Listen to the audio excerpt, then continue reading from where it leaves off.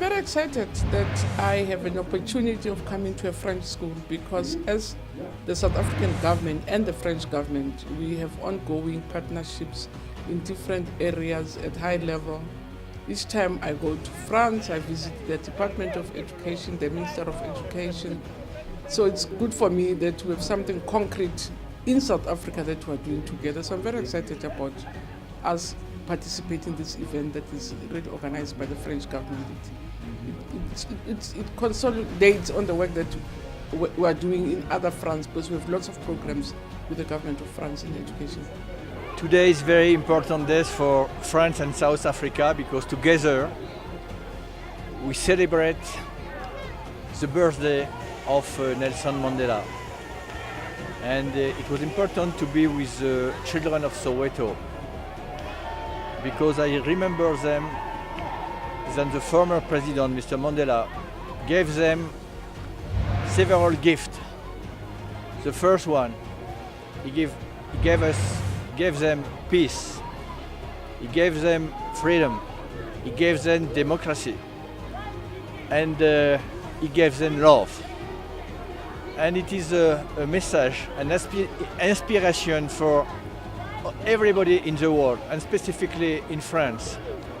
And France will never forget the contribution of Nelson Mandela and all his friends to the peace, and he gave to the world the nicest message.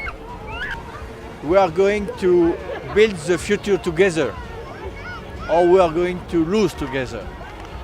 And we must never forget Nelson Mandela. And I told to the three children of Soweto, they are a part of the soul of South Africa and of Mandela.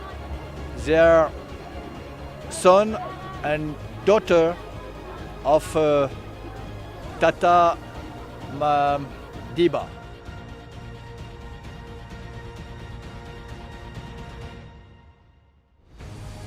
Whilst he fought so hard, gave up his life, and in his own words said, freedom is what, and justice, that's what he wants for everybody.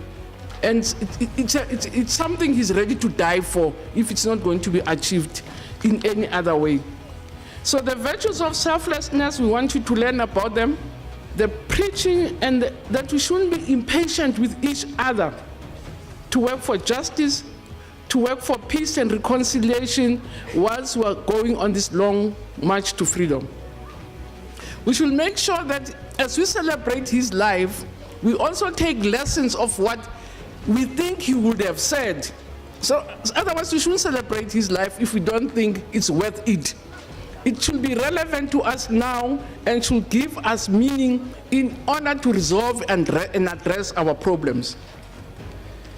Because when he left upon his release 27 years from prison, he called for peace and not vengeance. In celebrating his legacy, we have to make sure, if we do believe in him, that the lessons that he lived through, the examples he gave us, guide us on an ongoing basis. Otherwise, we are not going to achieve anything and possibly even undermine that which they live for. Because during his presidency, he presided over a period of reconstruction and development with special emphasis on reconciliation. He didn't emphasize on the Nuremberg-type trials for apartheid atrocities, which still have impact up to now, but he launched a groundbreaking initiative later known as the Truth and Reconciliation Commission. He didn't just make impassionate speeches about peace and reconciliation between black and whites. He again led by example. He demonstrated through deeds, not words, what it means to forgive.